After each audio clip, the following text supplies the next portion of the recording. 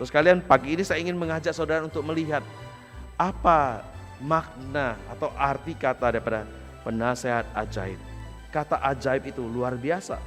Maksudnya ada sesuatu yang tidak bisa dipahami oleh manusia, sesuatu yang ajaib di luar daripada nalar manusia. Itulah yang disebutkan Pele tadi, sesuatu yang ajaib. Saudara bisa kenal Tuhan, ajaib tak? Ajaib. Mujizat yang terbesar dalam hidup kita boleh kenal Tuhan. Tapi mujizat yang terbesar adalah kita bisa kenal Tuhan, percaya Yesus sebagai Tuhan dan Juru Selamat. Itulah mujizat yang terbesar. Ya. Maka Nabi Yesaya mengatakan bahwa sang anak atau sang Immanuel yang akan datang itu disebut ajaib. Di sini bukan saja Yesaya menyebutkan apa yang dilakukan oleh Allah itu ajaib, pekerjaannya dalam hidup manusia itu ajaib, tetapi Allah itu sendiri adalah sesuatu yang ajaib.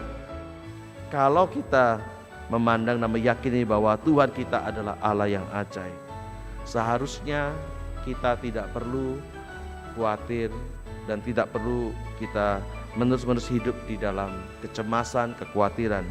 Karena kita tahu bahwa apapun persoalan dalam hidup kita, Tuhan yang berkuasa itu sanggup untuk menolong, dan perbuatan-perbuatannya dalam hidup kita itu ajaib. Yang kedua disebutkan kata penasehat. Kalau saudara melihat, kalau berdasarkan sejarah penggunaan kata Ibrani, kata penasehat itu seringkali menggambarkan seseorang raja yang memberikan penghiburan kepada rakyatnya di dalam situasi yang sulit.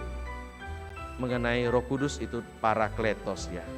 Para itu di samping atau di sisi, kletos itu adalah orang yang dipanggil.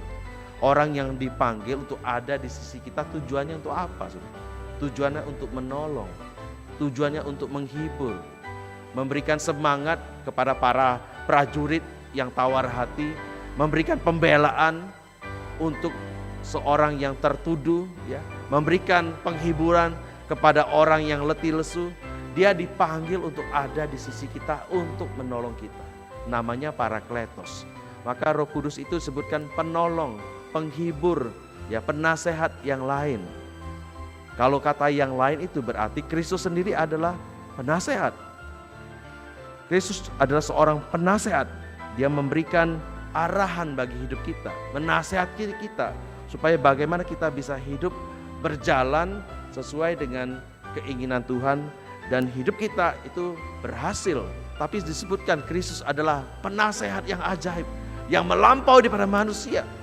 Maka apa yang dinasehatkan oleh Kristus itu menjadi jalan kehidupan bagi kita, sehingga kita tidak tersesat, dan jalan yang diberikan oleh Tuhan adalah jalan damai sejahtera, jalan yang penuh dengan sukacita.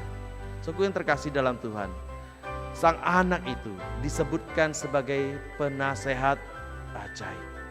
Dia adalah yang ajaib itu, dan segala perbuatannya ajaib. Dia memberikan nasihat kepada kita, memberikan arahan, memberikan tuntunan, memberikan bimbingan. Sehingga ketika kita menghadapi pergumulan dan persoalan apapun yang menerpa hidup kita, kita bersyukur karena Tuhan itu menolong kita. Dia ada di samping kita, Dia ada di sisi kita, memberikan penghiburan bagi kita, menguatkan kita tak kala kita mulai tawar hati, menolong kita di dalam berbagai macam kesulitan yang kita hadapi. Saudara yang terkasih dalam Tuhan, di masa menjelang Natal ini kita diingatkan kembali kepada siapa Kristus. Siapa Allah itu? Dia adalah Sang Immanuel itu. Dia ada bersama dengan kita, dan Dia ada bahkan di dalam kita.